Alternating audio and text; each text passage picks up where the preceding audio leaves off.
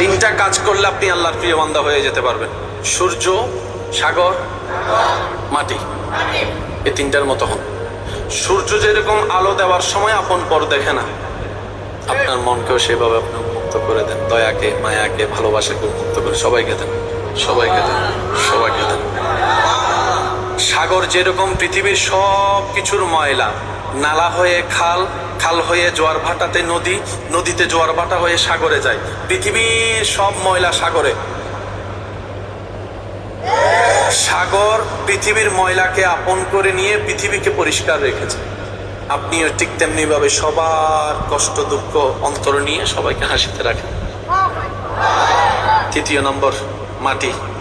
এই মাটিতে আপন হাঁটলেও মাটি চুপ, দুশমন দৌড়াইলেও মাটি চুপ, বেয়াদব যদি পুরেও ফেলে মাটি চুপ, মাটির মতো চুপ হয়ে যান।